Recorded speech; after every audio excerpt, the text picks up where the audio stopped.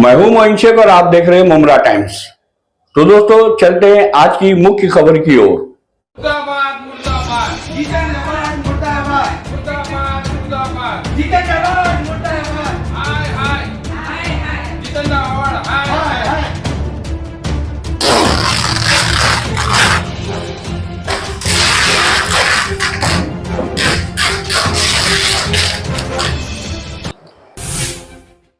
निषेध निषेध जितेंद्र अवार्ड का निषेध।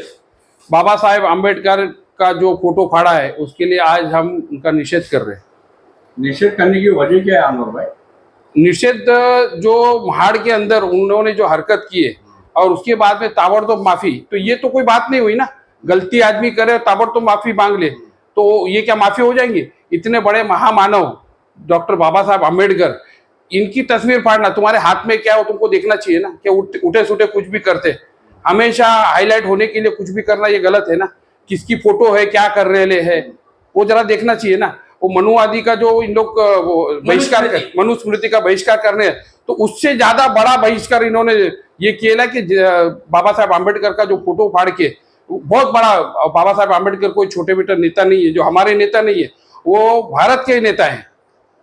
अनवर भाई, ये कहा जा रहा है कि जो ये विधायक जितेंद्र अवार्ड का विरोध हो रहा है, ये बाबा साहब अम्बेडकर की तस्वीर जलाने को नहीं, ये तकलीफ मनुस्मृति को जो बाइकआउट किया गया, जो जलाया गया, उसको लेकर। मनुस्मृति का जो था उसके पहला जो हमारे केसकर साहब है, दीपक केसरकर, उन्होंने कहा ही दिया था कि ये ऐसा कुछ हो नहीं रहा है।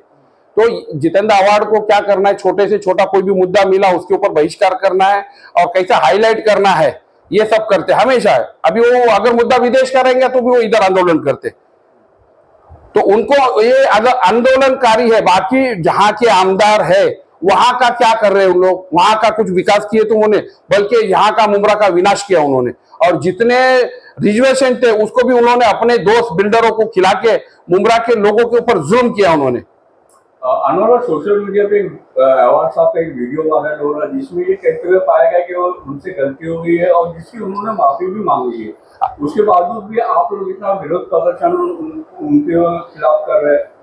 अभी देखो, मैंने आपके सामने बैनर फाड़ा, मैं बोल रहा हूं मैंने जितेंद्र अवार्ड का बैनर फाड़ा और मैं माफी नहीं मांगूंगा। और मैंने देखा बैनर किसका है, तो उनको, वो इतने बड़े नेता, वो मिनिस्टर रह चुके, महाराष्ट्र गवर्नमेंट के अंदर मिनिस्टर, तो उनके हाथ में क्या है, कौन दे रहा है, क्या फाड़ रहे, वो देखना चाहिए ना उनको।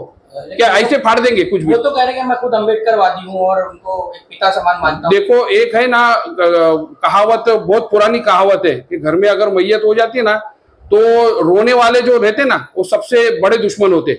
जो बाहर के लोग रोते ना वो ज्यादा रोते, घर वाले कम रोते।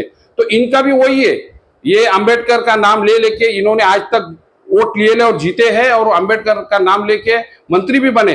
तो उनको इतना समझ में नहीं आ रहा कि वो फोटो किसका है। और वो जब आदमी कोई कार्यक्रम करता, हम लोग भी बैनर बनाए तो हमने देखे बैनर कैसा बना रहा है, तो उन्होंने जो फोटो बनाया तो उसके ऊपर क्या डाला है, क्या प्रिंटेड किया, तो वो देखना चाहिए ना उनको।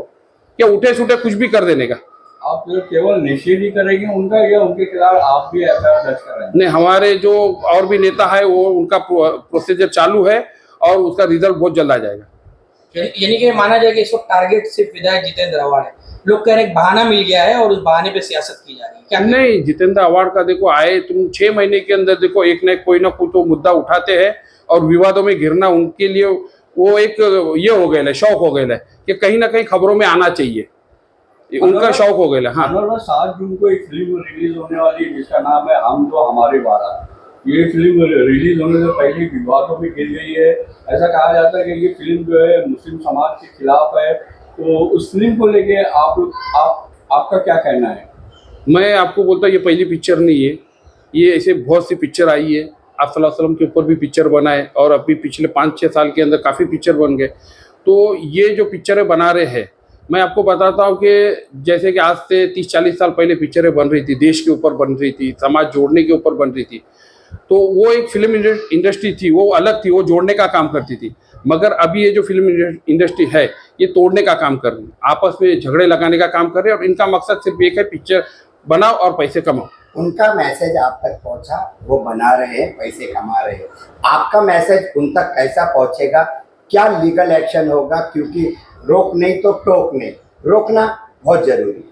देखो ये है, इसके बारे में मैं बहुत ही जल्द सीएम साहब से मिलूंगा और निवेदन दूंगा कि साहब महाराष्ट्र के अंदर, कम से कम महाराष्ट्र के अंदर तो इसके ऊपर बैन लगाया जाए। यही विधायक जितेंद्र आवाड़े जिनका आपने पोस्टर फाड़ा, उन्होंने इसके ऊपर भी ट्वीट किया था, लेकिन जो मनुवादी सोच के लोग हैं वो उन्हें गालियां दे रहे हैं। तो क्या एक फोटो फाड़ने पे चलिए उन पर कानूनी कार्रवाई हो रही है, लेकिन उन्होंने सपोर्ट किया है, कहीं ना कहीं माहौल को खराब होने से रोकने की बात की। तो एक पॉजिटिव अप्रोच है उनका। क्या पिक्चर के लिए उन्होंने सपोर्ट किया कि ये पिक्चर बैन करनी चाहिए, तो कमेंट में उनको गालियां दी।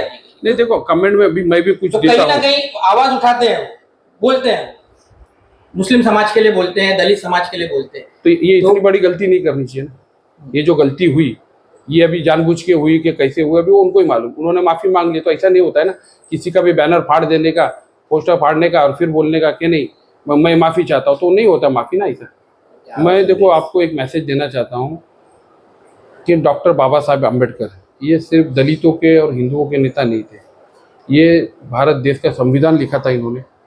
और संविधान लिखने के टाइम खास करके मुसलमानों का बहुत ध्यान रखा। मुसलमानों के लिए इतने कायदे कानून बनाए उन्होंने कि मुसलमानों को उनका शुक्रिया अदा करना चाहिए।